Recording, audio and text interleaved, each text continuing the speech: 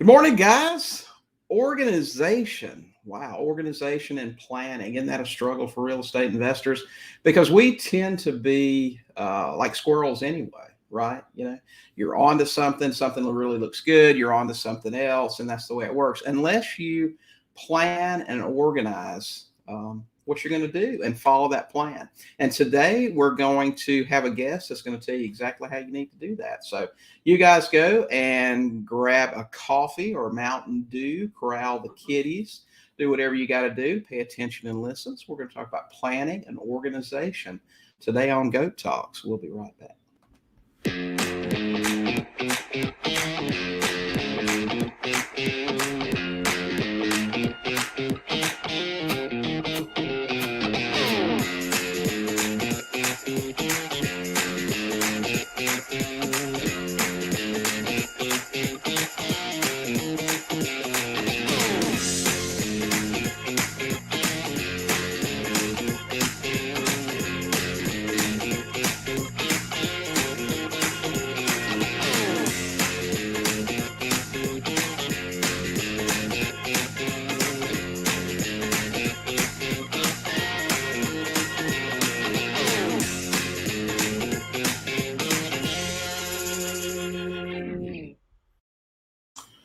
Good morning, everybody. Welcome to Goat Talk. Goat Talk is our weekly Facebook Live where we bring someone on to help you with your real estate business. Sometimes it's me.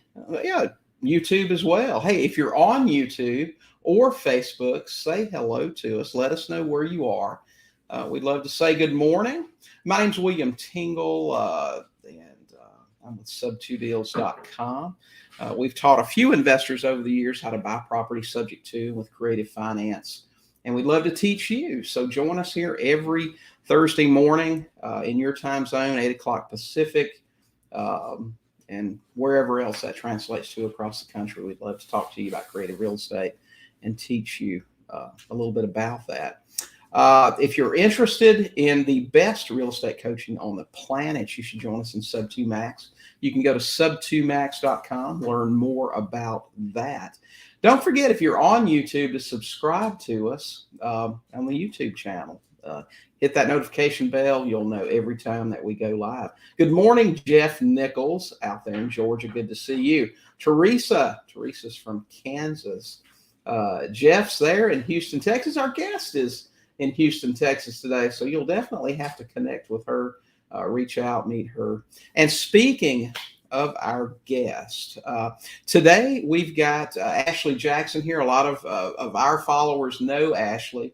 Ashley is a teacher, an investor, a mom, a wife. I mean, gosh, she's got an incredible resume. She taught school for many years, was a principal, I believe. I'm not going to try to tell you all the things she does. I'm just going to let her do it. So we're going to bring her in here in just a second. Good morning, Tim. Tim didn't tell us where he is, but I know Tim's up in Maine. He's finishing up a rehab.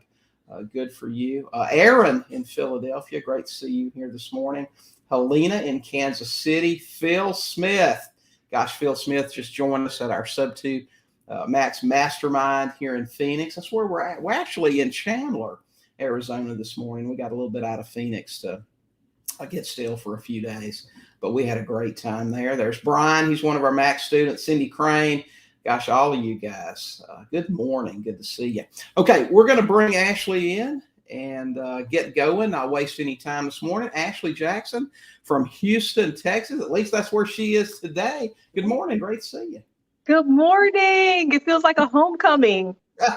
Yeah, we had Ashley on when we were in New Orleans, and she talked to us about using VAs and callers in your business. So we've got her back today because she did a video a few weeks ago on planning and organization, and Jody saw it, and Jody said, "Man, you've got to see this. This is great, and we really need this stuff."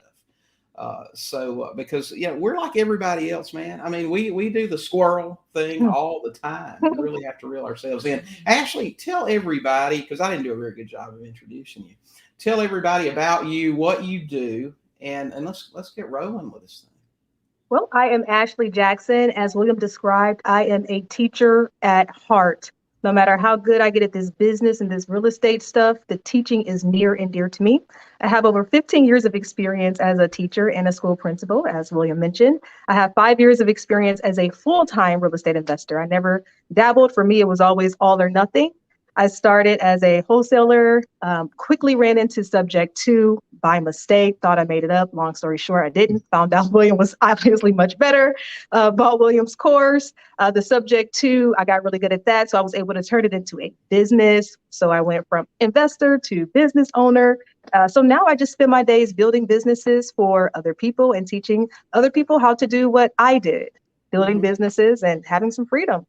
Absolutely. I'm telling you, when you've worked for a living, which I don't consider real estate investing work, anything that you enjoy every day is not work. Exactly. You know what I mean? And we were just talking this morning before we came on about how you get to spend more time with your family, your spouse, your kids, do things together.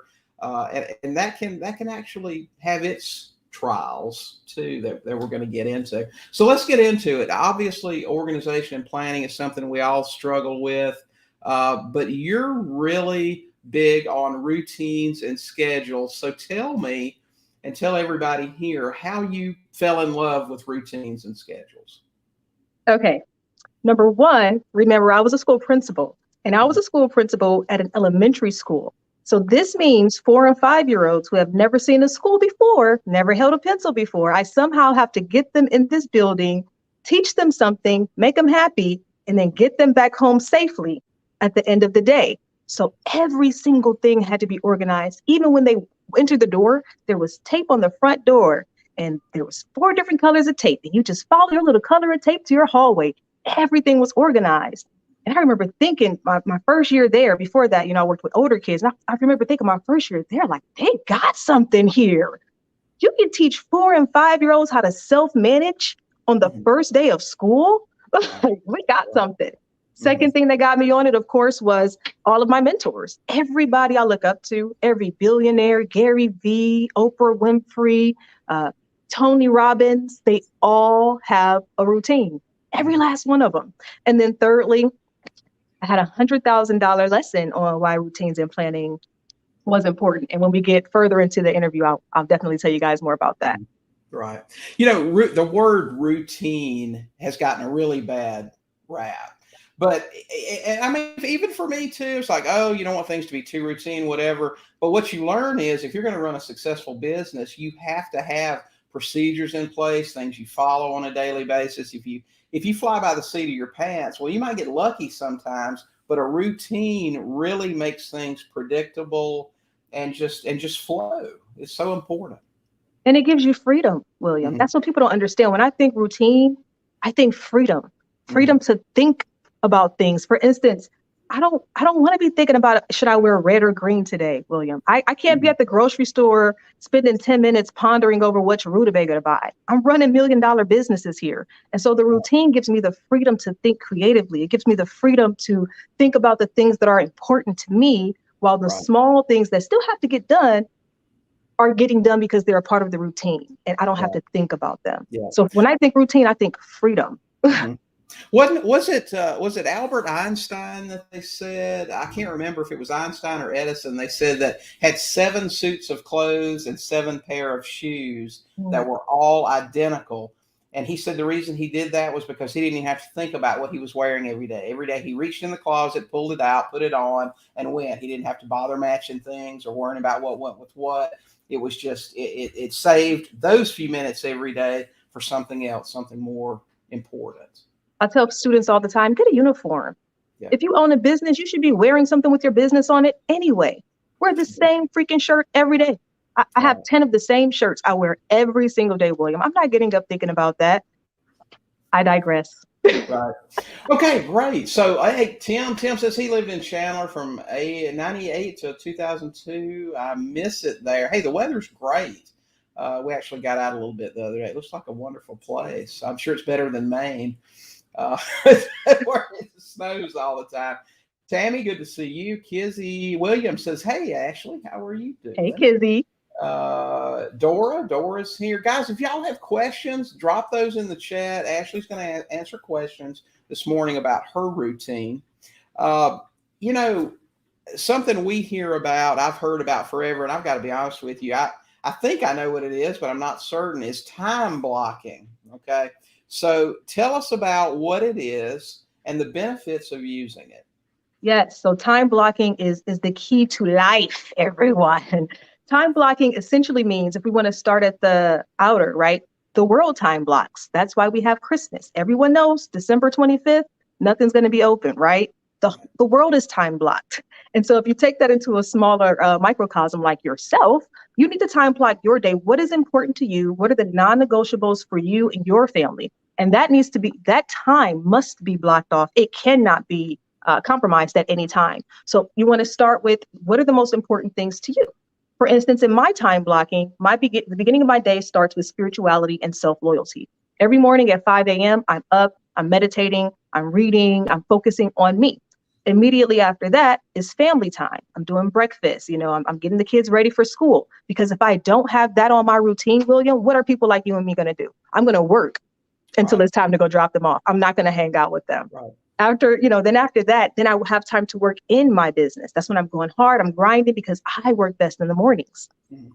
After grind time, I have fun time. Some people call that lunch. Mm-hmm. And that's when I have an hour and I say, I'm going to do something that is not work. Don't care what it is. I'm going to do something that's not work. Sometimes I work out, me and my husband share an office, so sometimes we're having lunch together and just laughing. After that, I have time to work on my businesses. Right. After I have time to work on my businesses, I have time for errands and the miscellaneous fires that pop up. And then finally, it's time to reflect and get ready and prepare for the next day. So it's essentially only 6 blocks.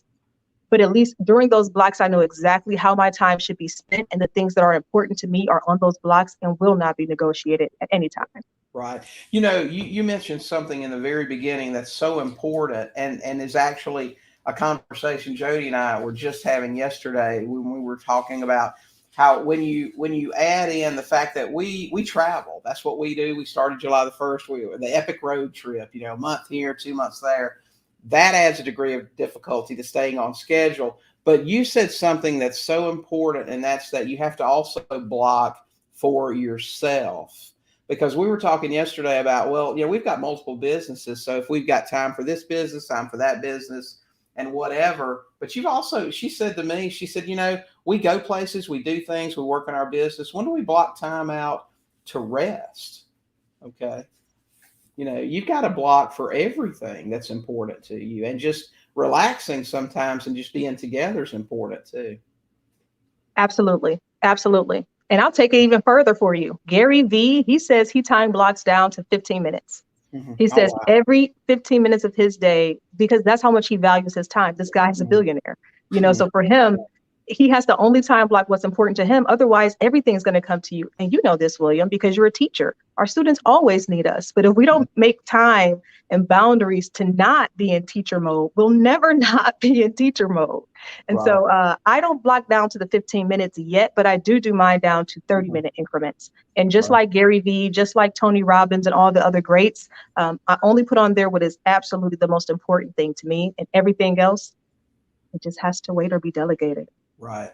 So it sounds to me like the basics for the time blocking, or you're going to start with the things that are most important. They're going to fill up spots first. And then as you have extra hours in the day, if you have any, that's when the other stuff comes in. Otherwise, it's just not going to make it to the list.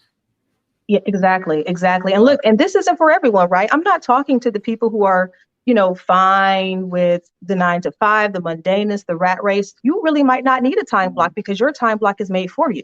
Look at my employees. I tell them how to spend their time, and then they plan their lives around me. And so if that's you, time blocking might not necessarily be a necessity. But those of you who are like me, who that you are meant to do something greater, and you got that feeling like you're on the cusp of something, you have to have a time block. It is non-negotiable, because your time now has to be dedicated for you, getting what you want and getting towards those plans and building your business how you want to. So, if you're a 9 to 5er, your time is probably already blocked for you. If you're not a 9 to 5er and you're taking this investing thing seriously, when you get off the line here, and hopefully William can put the link, I would love to give you a copy of how I time block. It has an example of how I do my schedule, and you will need to have this done today. Okay, awesome. Hey, Sonny from New Jersey. Good to see you today. Allie's on here. Allie, Dispo Queen and Sub2 Max student. Good to see you. There's Farouk. Farouk says, "Goat morning." Hey, great to see you, Farouk. Let's see. Joni's in here today. Good to see you, Joni. Joni says, "I wear all black scrubs to work. It's like going to my funeral and saves me from thinking." Wow. Okay. Well, Crystal says good morning. Gosh, we got somebody who would love that example. Listen, all we see is Facebook user. We don't know who you are. You need to go to streamyard.com/Facebook. That's the only way Facebook's going to let us know who you are. So we'll make sure that you get that example. Guys, if y'all have questions, please put those in the chat so we can answer them. Crystal, good morning. Sweet vibes. Love the concept of time blocking. Yeah, it definitely sounds like something to do. So the next question that I've got here for you, and I think I know the answer. Who's time blocking appropriate for? Time blocking, for me, of course, I think is important to everyone. My children have time blocks. My 8-year-old literally has his day planned in blocks. But again, I answered it the last time. Listen, if you're not really trying to build a business and you're not really taking this investing thing seriously, I don't think it will behoove you to spend as much time planning like I'm doing, honestly. Mm-hmm. I mean, you can, but again, your day is pretty much blocked out for you. But again, those of you who are ready to go to the next level, those of you who you are sick of running the entrepreneurial rat race, right? You thought when you left the 9 to 5 that you let it go. You didn't realize that when you got into this, you kind of get back into the rat race of work, work, work. So for me, I feel like anyone who is in entrepreneurship and is ready to go to the next level, a time block is a non-negotiable. It will change your life. Right. It sounds like that's part of the key to the whole organizational and planning thing is the time blocking. Absolutely. And I think it depends on how your brain works. Like if you are a person who prefers to start small, I think start with the time block because it's going to give you time mastery. If you write the time block now, and the template, of course, will be in the link, and you just write out what you did for the day, so you'll be reflective. What you do for the day, you just write it down and write down the time that you did it. And that's going to give you a starting point of, okay, here's how I spend my time. That's step one, awareness. Here's how I'm spending my time. And then from there, you can start to sort your time. Okay, these are common activities that could probably be grouped together. Let me go ahead and put these together and see a best time for me to get that done in my day. Now, that's if you're a person who likes to start small. If you're a person who likes to see the bigger picture, I would start with your 30-year plan. Seriously sit and think about yourself 30, 20, 10 years from now. What are you eating? What are you wearing? Where do you live? What are your relationships like with your children, with your spouse? What do you do? And really get into that and then start from that 30-year plan and then break it down until you get down to 30 minutes. Right. So I want to get your thoughts on something while we're talking about breaking these things down and what's important. I've been doing this for 22 years and something that I see, and we joke about entrepreneurs all the time that, squirrel and staying focused and doing things. And, one of the reasons we do what we do is so we can spend more time with our family and specifically with our spouse. I know when I worked 70 hours a week and I never got to spend any time with my spouse, it could be difficult at times. It's difficult on your marriage. It's just not a good situation anyway. But one thing that we see and that I hear about from time to time, and actually got a lengthy message this week from one of my students about, and the basics of it were, we work together every day. We're having a difficult time with the division of our task and our duties. We feel like we're struggling. We're successful in our business, but managing who does what, expectations of the other person. And I know you're married, your husband and you both work in your business. You got 3 small children. I think what your oldest is about 8, if I'm right. So, and you guys move around, you do a bunch of stuff. How does somebody manage that? I mean, I know I was used to doing things on my own, and Jody and I are going to celebrate our 2nd wedding anniversary next month. And you followed that from the beginning. I know you know how that happened, but she's in real estate. We want to work together, but we even have a little friction sometimes with expectations. How do you manage that stuff? Get ahead of it, William. You definitely need to plan. I want to show you guys something. This is our family agenda. Mm-hmm. We meet every week and we have a family meeting and we talk about how to separate our schedules. We talk about who should do what. Every week we plan time to sit down and that's all we're going to talk about. So that's number one, get ahead of it because it will happen, right? You're going to have friction, get ahead of the friction. Right. And the other thing I have to say is, look, William, me and Britt last night had the same exact conversation because we're doing a business together. He has a construction company, but he really wants it to be taken to the next level. And so for the first time, I've agreed to coach him. He's agreed to be coached. And so that dynamic is different, especially if you have a household where you're used to the man being the leader of the household. And now in this business dynamic, I'm the leader. I'm the one who has the experience. Mm-hmm. And what I'm noticing with my husband is I am expecting him to know in 5 months what I've learned in 5 years. Right. And in those 5 years, how many businesses have I built for me and other people? So I have so much experience in this. And so it's very difficult sometimes for me to realize where he is in terms of business. And I can get very short with him. And so one thing that I've noticed that works for Britt is we have to be honest about who we are. I am a natural leader. William, I probably came out of the womb and told the doctor exactly how to stitch my mom back up. That is my personality, right? My husband's not. He's from a small town in South Carolina. They just got a Walmart like 5 years ago. That's not who he is. Right. And so in our business, we had to really be serious about what our roles are. In our business, I am the CEO. I am the coach for you. I am teaching you how to take this business over. And so what I say is go.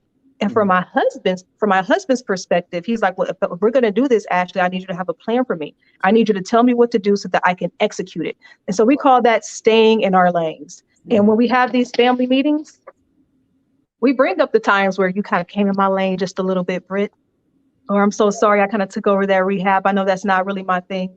But anyway, in sum, I would say for us is getting ahead of it and knowing that it's going to happen. So having a plan on how to fix it when the tension does happen. Right. So what I hear you saying is, especially when it comes to your marriage and trying to balance those things when you work together, the first thing you have to do is get the ego out of the way. And so, okay, we've got to do what's best for our relationship as well as our business. And so, okay, you're better at these things. I'm better at these things. You may be better at a whole lot more than I am, and that's okay. But we have to manage our expectations of each other based on our abilities. Okay. And there's nothing wrong with that. And grace and humility, you hit the nail on the head. And I think this goes beyond people who are just married and doing business together, but marriage in general. Whenever people ask me, oh gosh, you guys have been married for 10 years, but you're so young and listen, the key to our marriage is humility. Mm-hmm. Like you said, there cannot be ego, humility. We race to apologize. We race to get back to that good feeling because we know when we're feeling good and we're vibing high, that's when our marriage is great, the family is great, and the business is great. Humility. There's a rapper, I forget his name, Kendrick Lamar. He says, be humble and sit down. That's how you survive marriage and business. You be humble and you sit down. Great advice. Okay, so we're not here for marriage counseling today, guys. But listen, when you work together, this stuff's important because, I've seen people, their relationships just fall apart because they couldn't work together. Listen, if it's so bad that you can't work together, maybe you shouldn't. Okay, maybe somebody should have their own business that they do. Don't think, well, we're in this together. We have to both run this real estate business. You don't. You can both be entrepreneurs and have your own offices in separate rooms or whatever, but you're still there to have lunch together, to have 15 minutes together here and there and do those things, right? Yes. And make sure you both want to be entrepreneurs. Mm-hmm. One thing that I'm learning with my husband, that the more he describes his role and what he sees and what works best for him, it sounds like he really enjoys being my employee. He wants everything laid out, all the systems laid out, everything ready. He just wants to show up to work, do what he loves, which is construction and painting, and then go home and enjoy his family. Right. That's not really an entrepreneur schedule, but I need him to learn that in this year. Anyway, not marriage counseling, but no, and that is really it. It starts with being honest about what you want to do, about your abilities. and then setting the expectations there. So, yeah, great And this advice. is why most people don't plan, because they don't know what they want, William. They're scared to say, this is who I am. This is what works best for me. This is what I want. So let me plan my life around what I want. There are so many people right now afraid to say, I don't like to work, because they've been indoctrinated to believe that working hard is the way. And if I say that, I must be lazy. William, I don't like to work. This is why I'm building a $3 million business for my husband to take over, because I don't want to work anymore on businesses. So I'm building a business for him so he can take it over, because I don't mind saying out loud, I don't like to work. I just like to teach. Yeah, there you go. I agree. Hey, Sarah, good to see you. Teresa says that she seems to procrastinate, so time blocking will be a great step forward for me. Allie says, I love this. Thanks, Allie. That's great information. I tell you, I told Ashley the first thing this morning, I said, she's so busy. We're just glad she was able to come on with us this morning. Good morning, Jerry. Good to see you. Hey, Vincent. We actually got to talk to Vincent when we were out in California. Good to see you here this morning. Okay, Tracy's on here. Tracy's a Max student that was actually at the mastermind this past weekend. She says, wish I could stay, but I'll be watching later today. Well, you make sure you do. So Vincent says, me and my wife are opposites. I like real estate. She's a nurse by profession. Nothing wrong with that. Make all that money. Let her be a nurse. Let her go volunteer and do different types of things for people. That's what I always told my kids. I said, listen, my oldest always said, I am not interested in real estate investing. I said, well, don't be. Go out, do a few flips, buy some houses where you can go and do whatever you want to do. Let it just be the catalyst for you to volunteer all your life to do all kinds of stuff. Let real estate be the tool that you use to do those things. So, Ashley, tell us about a life plan. Now, I got to admit to you, I've never heard. I have no idea what a life plan is. But you said that you were going to share that with us. So, what is it, and why do we need it? Well, let's talk about this life plan. So many of us have business plans and we live by them, but we forget that the business only exists to meet our needs. The business only exists to be a tool to make sure that you have the life that you said you wanted. Okay, so then what is the life that you said you wanted? That's where the life plan comes in. And again, people are so afraid to be honest about what they truly want that they skip the life plan part, because it really is easier to just do a business plan. You kind of have some separation from that. And so the life plan forces you to look at yourself and really figure out who you are, what feels good to you, and are you actually pursuing that? Is your business and your life aligned to pursue what you said that you want? For instance, if you look at me, I say, I want to be a billionaire. I want to be a billionaire. Why? Why do you want to be a billionaire? So of course, the first answer used to be, well, I just want to have a nice house and be comfortable and have freedom and security. But when you get deeper, well, what's the real reason I want to be a billionaire, William? The real reason I want to be a billionaire is because when good people like me have $1 billion, we can do 1 billion more good things. That's really my why. That's what makes me get out of bed when the alarm goes off and I don't want to. I get up because I know that if I do everything on this life plan like I can, I'll have everything that I need to make the change that I want to make, that life plan. So for me, I start mine at, of course, 30 years out. But that's because I'm still in my late 30s. How did I get in my late? Anyway, but for me, that'll be around the time when my children are becoming into their own business owners and, having their own families. And I don't want to be working or doing anything at that point. And so I started at the 30 years. What do I want? And then I just reverse engineered it. Mm-hmm. Okay, so in 20 years, what would that look like? All right, so in 10 years, what might that look like? 5, 4, 3 years? Okay, well, what should this year look like? And you just want to make sure that every single thing that you plan is aligned to what you said you want. But the first thing you have to do is really think about what you want. And that's the fun part. But people skip that part, William. You know why? Because they talk themselves out of it. I've had so many people say like, yeah, I want that $1 billion house, but I wouldn't even know how to take care of $1 million house. Wait, we just had it, and then we just talked ourselves out of it. Right. So a life plan is essentially, and if I can put it in just a few words, it's essentially knowing exactly where you want to be in your life, knowing what you want out of life, health, wealth, right, marriage, career, relationships, family, knowing exactly what you want and making a life plan that gets you there and only doing that. Right. It sounds like a variation of a vision board, just more detailed. Is that pretty much. Vision boards are definitely helpful with this. Okay. Yeah. Awesome. I know when I, oops, Uh-oh. brought my mic off. But when I got started in real estate investing, people had asked me, what do you want to do with real estate investing? And I said, I just want to be filthy rich. You know, that sounded so vulgar, but the truth is, and what I learned over the years was that it wasn't about being rich. It was about being free. And so I asked a question the other day, what does financial freedom mean to you? And it's really pretty simple. It just means you can do whatever you want, whenever you want, and money's not a consideration. Okay. Now, whether you're into private jets and Lamborghinis or whatever it may be, or it's just a case of, hey, I want to go on a 3-month RV trip on the East Coast during the fall.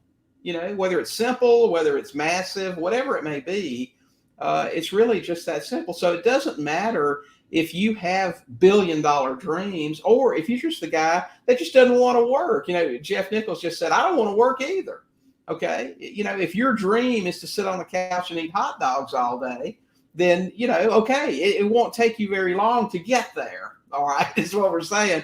But, it is all about the plan. Where is it that you want to wind up? So I totally agree with you on that. I think a life plan is probably a really good idea. Yeah, I think so many people, William, they think they have the order wrong. And I forget who said this. I'm quoting someone. But people think that you're supposed to first get money, then you'll feel successful, and then that'll make you happy. Right. And I challenge everyone, please try this. Reverse the order. What if you decided to be happy right now? Right now. Just with what you have. Just happy right now. And if you're happy right now, then aren't you already successful? And so if you're already happy and successful, then the last thing is the money. And I'm telling you, if you're happy and being happy is enough, you will be successful and the money will come. So many people keep waiting for when I get the money, I will. Oh, when I get the money, I will. Do it now and the money will come. You think Tony Robbins got $1 million before or after the plan? He wrote the plan first, then the money flowed. And he wrote the plan based on what he loves to do. Tony Robbins didn't set out to be the best welder in the world because welding is profitable. Right. He sought out to be the best Tony Robbins in the world. And that made him happy. That made him successful. And then the money flowed. Exactly. Okay. Tammy from Orlando. Gosh, I don't know what happened there. Tammy from Orlando said, my husband and I work in our business together. We try to stay in each other's lanes, but always have each other's backs. Love this advice. Great. Okay. So, Carlos, it's great that you and your husband are able to work together. I wish I could say the same for me. And that's probably next to that problem may even be bigger than the working together thing is when you have a spouse who's not on board. You didn't work with her before. You didn't talk with them. So what do you do in that case when you have the entrepreneurial spirit, you want to do something better, you're tired of working 50 or 60 hours a week for whatever someone will pay you, and you want to do something else, but your spouse is caught in that safe, secure mental thing about having a paycheck and having benefits? How do you handle that sort of thing? Let them be grace. Grace. You can't talk anyone into doing anything, right? That entrepreneurial spirit is literally a spirit. It's just this thing that you have. You just can't explain it. And there's no way you can explain that to a spouse who doesn't understand it. So my advice is give some grace to your spouse for not understanding, but also ask for grace from your spouse as you go out to do what you know you are called to do. Now, you can't take their money now. Y'all are married. Now, if you need money to start that business, well, then you better do some convincing. Get your plan. Show them your plan. I'll tell you, with my husband, when I first got this entrepreneurial spirit, he didn't have it. We had a great life. I was a principal. He was a high school football coach. Why would we change that? We did everything we said we wanted to do. We had everything we said we wanted. Why he couldn't understand why on earth I would want to ruffle that. And so my husband just needed proof. So I didn't touch any of our marital money.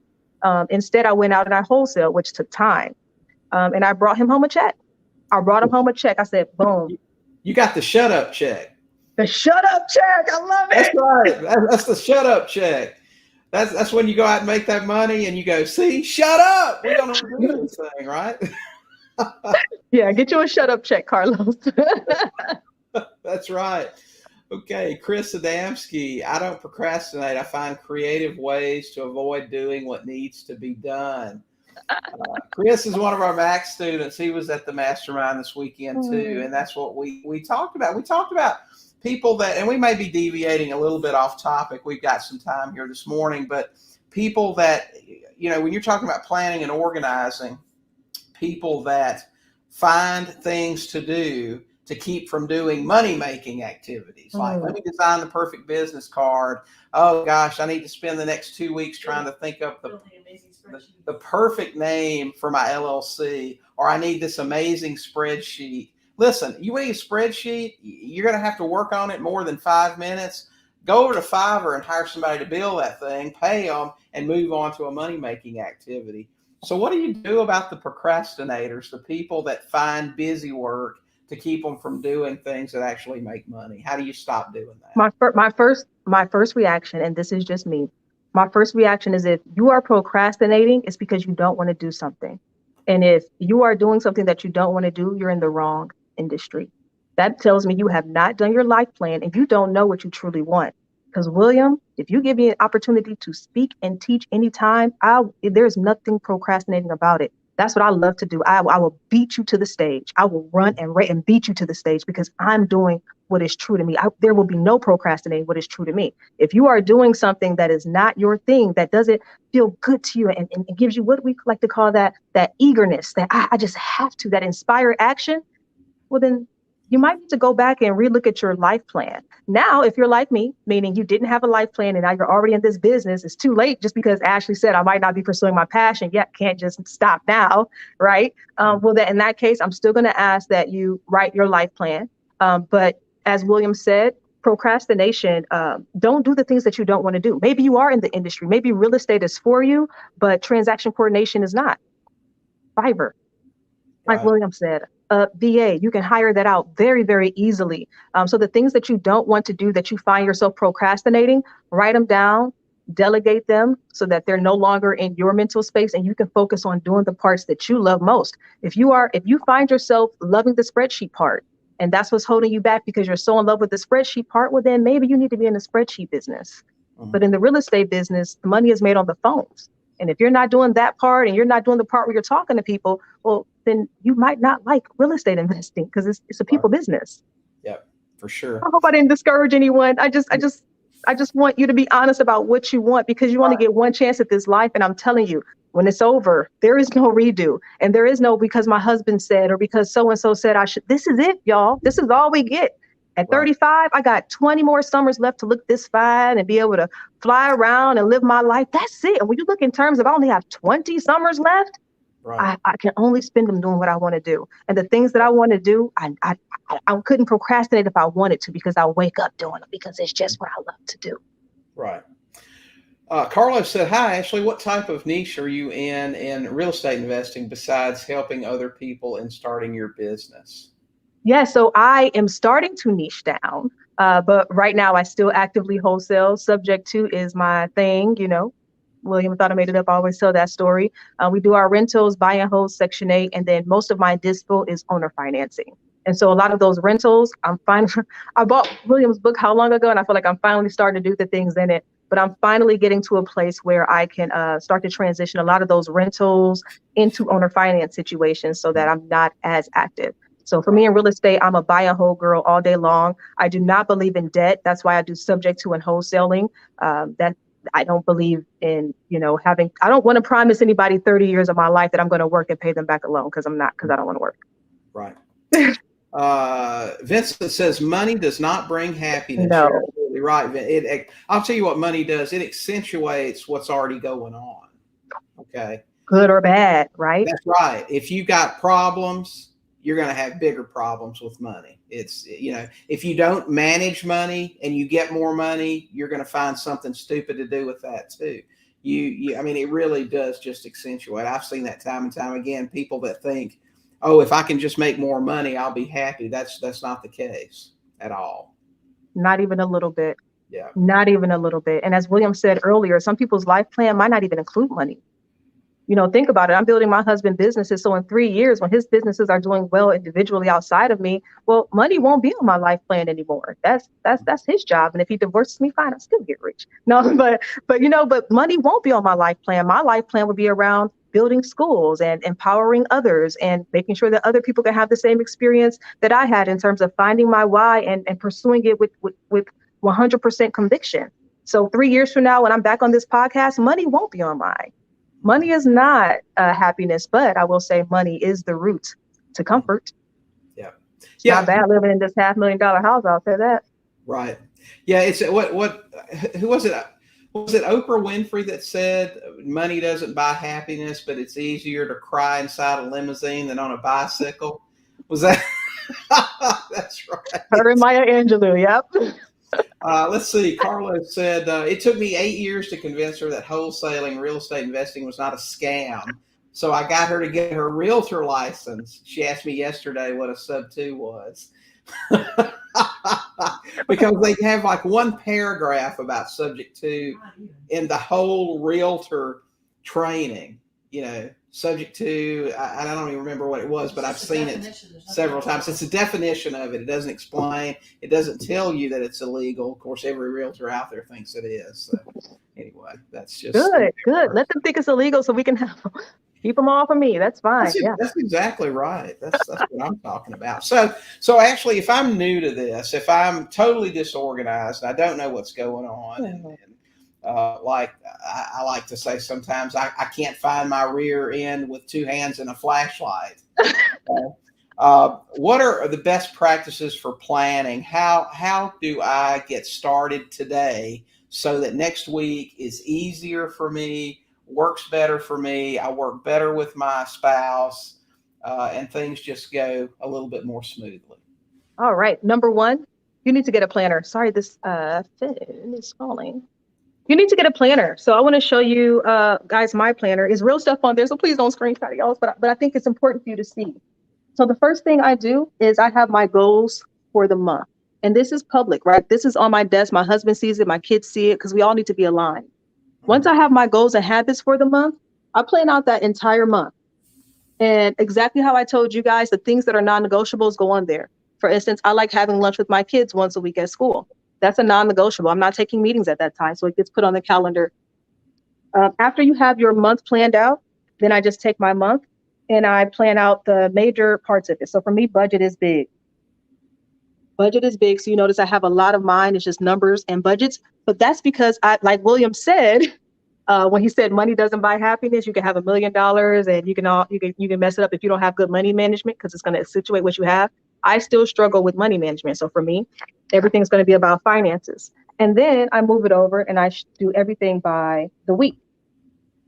So my week is sectioned out into time blocks. If you look over here to the side, these time blocks are showing you each color has its own existence. And then on my actual calendar, each color has its own existence. So one is tracking each bank account. Another one might be tracking kids or something like that. This is like the most basic planner ever. I just saw that, Walter. So basic. This is, trust me, it's not the template that works. As a matter of fact, I changed a lot of the templates. Here I have the grocery list, right? So for me in my household, I've automated my household. So the groceries are ordered every week on the same day. They arrive every week on the same day. We have our menus planned out in advance. Guys, Google. You don't have to be like a household expert. Google, hey, what should I eat for breakfast this week? And write it down. But every single thing is organized that way. That's for the household. For my business, I do it the exact same way. If you look at my business planner here, pull this up for you. Same exact thing. Here's my business planner. At the very top, I have my goals. What are my goals for the month? What am I focusing on for the month? And then I put in my monthly non-negotiables. We're going to have data meetings in my businesses. We're going to have finance meetings in my businesses. We're going to have leadership meetings in my businesses. So that stuff has to get plotted down. Those are non-negotiables. And then from there, I break it down into my week, just like this. Now, if you take a look at this day, it's broken down into time chunks. So I break my day down, like I told you guys, into 30-minute increments. That's why you see double writing on each line, because they only give me an hour space. So I put 30 minutes on there. There is nothing in my life that I can't predict in terms of my time mastery. And I want everyone to be that same way. No, it's not February yet, but guess what? February is already planned. Mhm. It's already planned because I don't want to have to think about this stuff. So if you are brand new at getting started, number one, just get a planner. Focus on consistency. It's not about what you put in it. It's just consistency and just looking at it and doing something about it every single day. And then finally, you want to make sure that you have some accountability. So if you are married, get your husband or your wife on board, or at least just talk to them about it so that you can make sure that you're checking on this on your list every single day. And then if you're super crazy like me, again, even my staff meetings, my family meetings, everything has an agenda. And I like to use the agendas to reflect what got done, what am I really likely to do, what do our days really look like, and then I can adjust our schedules moving forward. So get a planner, month, week, day, hour. Right. So I hear what you're talking about the life plan going out 30 years, 10 years, 5 years, 1 year. But when you're using your planner, how many months out are you going on that tight of a structure? Mm-hmm. Yep. So for me, I like to start with the year, just plotting in the non-negotiables for the year. Our quarterly meetings, right? That's not going to change. Birthdays, things that are going to happen, tax time, all of that. I plot that right from the start, whatever I know. Right. And then once I start plotting the month, or we start getting into like our meetings and goal setting and quarterly, then I can start plotting accordingly. So for instance, if my accountant comes to me and says, hey, we need to do a check-in in June, okay, fine. June, I just make the theme of June. It's obviously going to be a sucky month, taxes and finance. And then that becomes my focus. So I hope I answered your question, but for me, I like to start. Yeah. I like to start big. So when you get your planner for the year, you go ahead and plug in all the stuff that you know. Yes. Yeah. So, but it sounds like you have everything booked in for February. We're at the end of January now. I guess what I'm saying is, March, April, May probably aren't so tight. I mean, things are going to come along. You have to fill in, but at least for the next month, you're pretty much set on what you're doing every day. Yes, and I have a day plotted where I have a planning day. So we have planning day. So I know by January 21st, February's calendar has to be done. Okay. So you actually have a day in that month that you spend on nothing but planning the next month. That's it. Okay. That's it. Okay. Yep. That makes a lot of sense. Yeah. I don't know if you can see this here. I know the angle's kind of crazy, but if you look at February 15th, February 22nd, February 8th, every Tuesday for us is planning. Every Tuesday. And so it might be like quarterly planning. The first Tuesday, the second Tuesday might be our monthly planning, third Tuesday, weekly, fourth Tuesday, reflect and readjust anything we need to do for the next month. Right. Brian said, it's like pulling my hair out to plan. It is so weird. How do you get through that? I know exactly. Because I only plan stuff that I want and I like, because I have a life plan. So there's nothing on my plan that's not aligned to what I want. Right. For sure. So, and saying no to things you don't want to do, people feel so obligated to say yes. You know what I mean? If someone asks them to do something or even something comes up that you might have a little bit of interest in, but it just doesn't fit. Sometimes you have to say no. And I see that in, our business model for real estate is very, very niche specific. But I'm like anybody else. A good deal comes along that doesn't fit. Somebody offers to give you, say, a mobile home for super cheap, and you're really tempted to go look at it, but you're like, we don't do mobile homes. Call somebody that does, or say no thanks. Saying no sometimes is so hard for us, especially if it's a deal or it's something we that seems interesting. How do you just get over that fear of saying no? Integrity. William, integrity. If you are saying yes to something that, number one, you don't do, that's not your thing, then you're not going to be able to do that with integrity. People don't even understand the indefinite. Let me explain integrity. People think that means honesty. Integrity does not mean that. Integrity means, can you do what you said you can do efficiently? So if you think of a tire, tires must have integrity, right? You want that tire to have integrity. You want every part to work together so it can do what it's supposed to do. Right. If you're saying yes to things that are not on your life plan, or yes to things that are not aligned to getting you to that ultimate 30-year where you are going, you're not having integrity with yourself. You're not having integrity with yourself. If it is not what you do, then you are not the best person to do it. And if I can't be the best person to do it, I'm not going to do it because I have integrity. That's my short answer. Right. Farouk Yeah. says, Brian, same problem with me. Even if I started out in a couple of weeks, I just fall off. It ends up feeling like another big project I have to worry about. Man, like I said, I get that. Trying to stick really tightly to a plan, I know is a struggle for a lot of people. Any best practices to help you get past that and push through it? I'm going to keep saying this, guys. Number one, your plan has to be aligned to what you want to do. If you're planning your life around because you want to be the next William and you're planning your life around everything that he does and how he does it, you're going to procrastinate because you're not going to want to do it. It's William's life. That's what he wants. So number one, best practice is make sure you're doing what you want to do, because if it's what you want to do, you want to plan it. Hell, I want to talk about the next curriculum or the next thing that I'm going to be doing because that is what I like to do. You don't hear me up here talking about bookkeeping and all of that because that's not what I like to do. So I don't do it. I delegate that. Also, if it's starting to feel like a huge task for you, like I have to go and I have to write this. My husband is not a writer, right? I like all these journals and calendars and Google and all of that stuff. That's not his jam. So what this man does, and I have this too. He has a schedule, a daily schedule. I made it for him, color coded. His day is the same every day, and he doesn't touch it. That's it. He's not coming to plan meetings with me every single week. He's not coming and planning out the day and plotting it and all of that. He keeps his simple. This is my routine, and this is how I do it. So, for instance, for him, work. So from 12 to 4, work, and for him, that's good enough to keep him on schedule and to know that from 12 to 4, that's what I do. Right. Work. So it sounds like really the key is the first thing you have to do is decide how you see your life being, what you want in your life. Then you try to plan things that are going to make that happen. And anytime anything new is introduced, the very question you have to ask is, does this align with my plan? And if it doesn't, it's no. And if it does, it's a maybe at that point. Yes.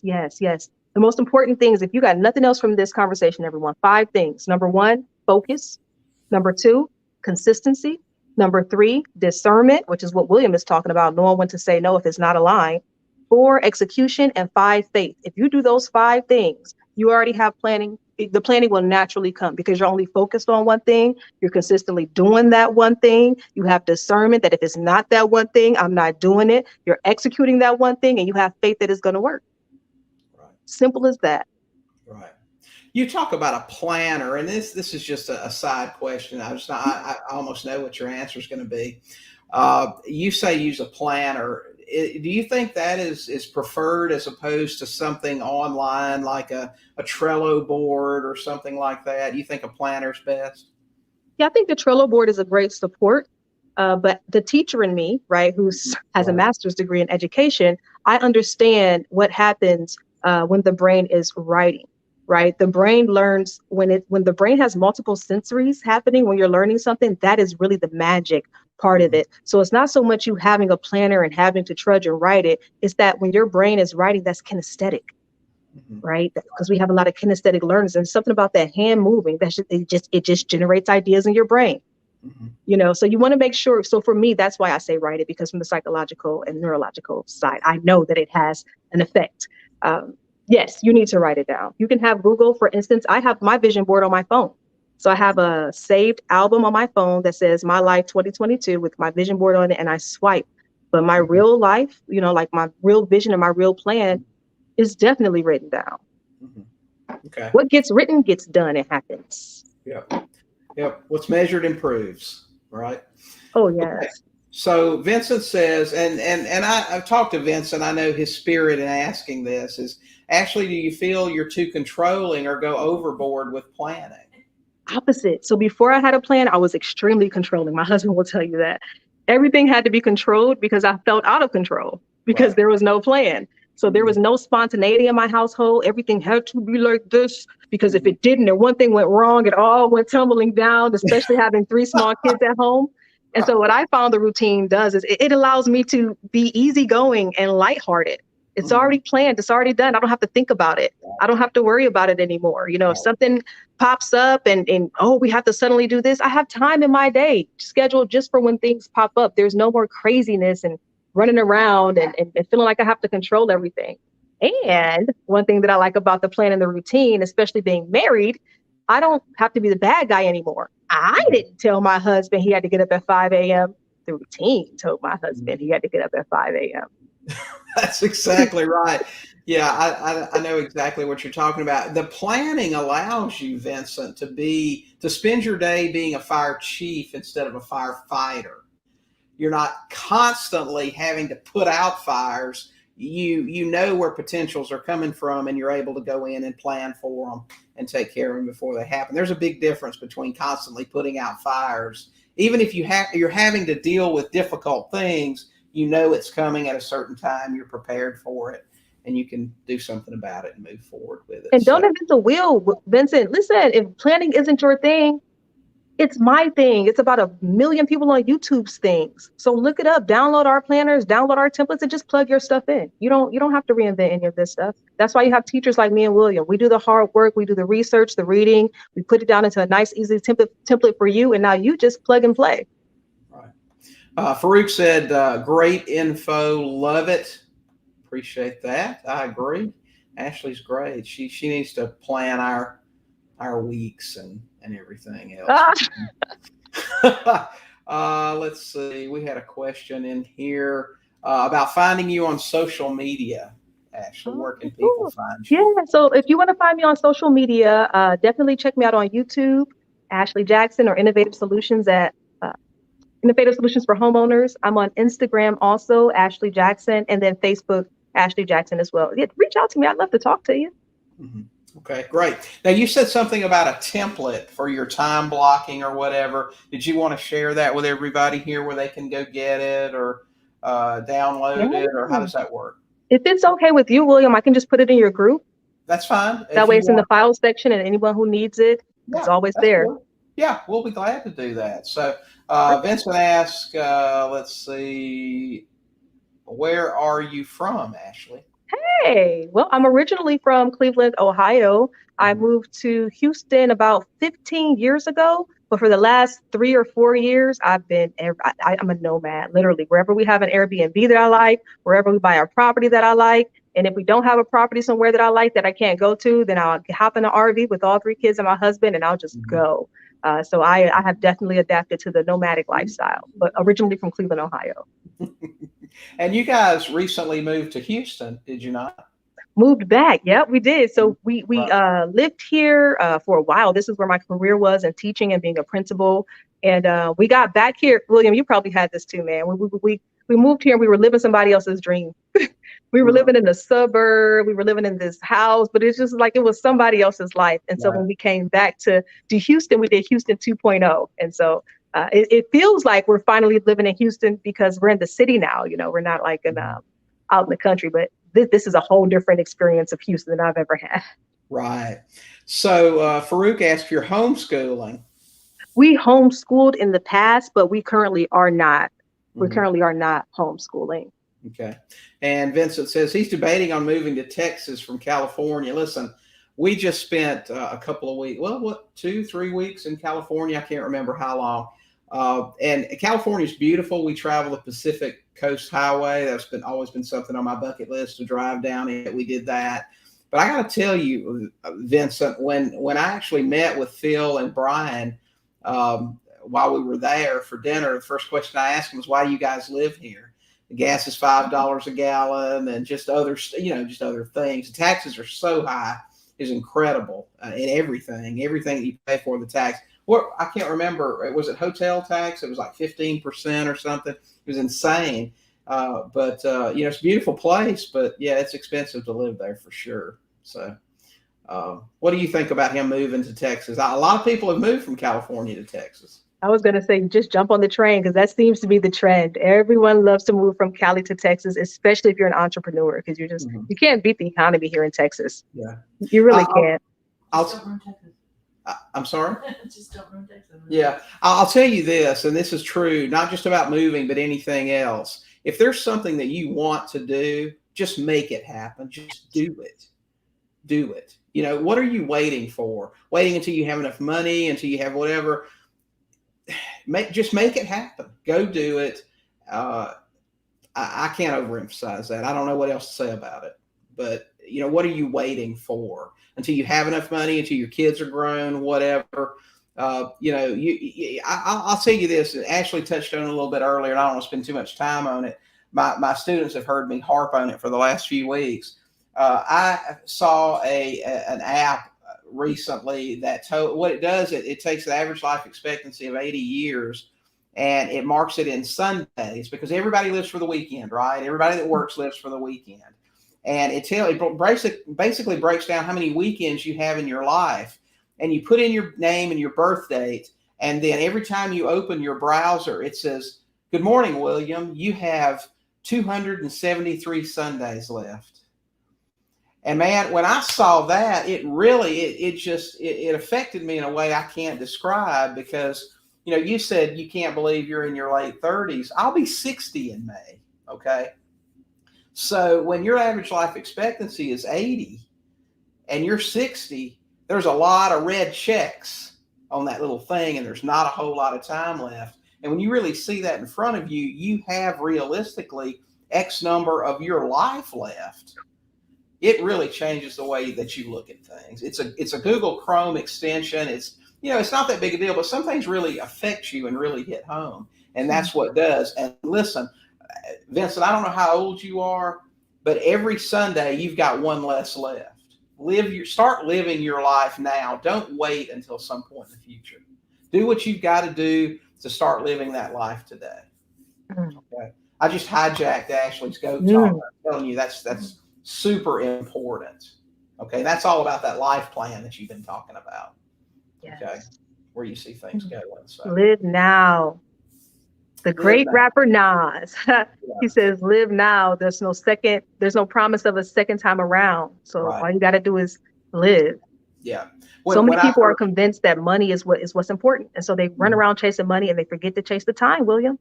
Yeah. And that's why that life plan is important. We put the focus back on time and not the money.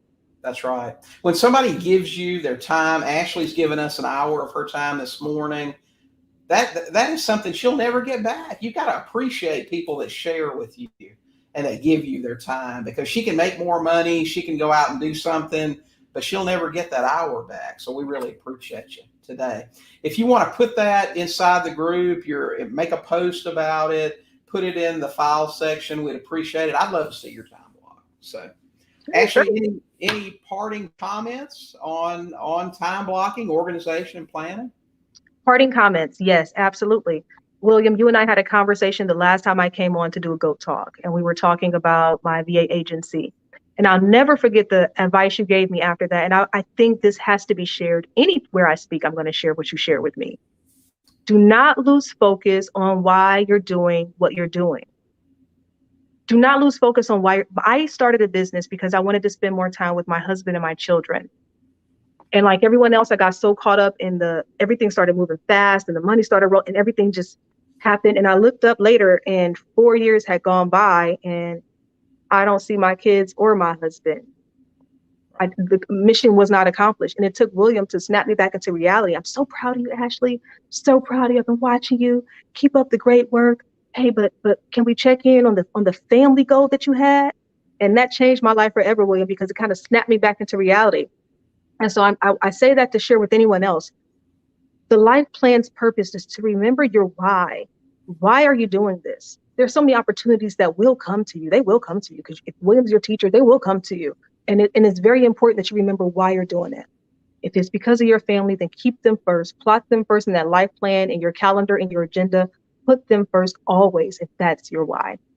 That's my last thing that I cannot leave this without saying.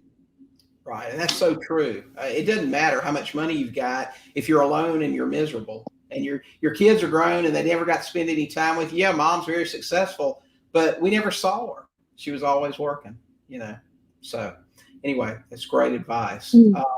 Ashley, everybody can find you on YouTube, Ashley Jackson. Of course, you're on Facebook.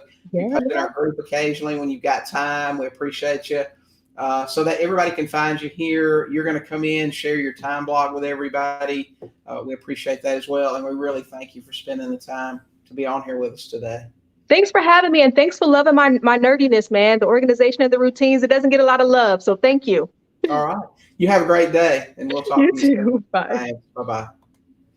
Okay, guys, that is it. That's going to wrap it up for this Goat Talk. We appreciate all of y'all for being with us today and joining us for Ashley and her excellent tips on just how to get the most out of your life, how to organize things, how to plan. So you run your life and your business and they don't run you, because I can't overemphasize how important that is. We've been doing this for over 20 years. I'm telling you, it will get away from you.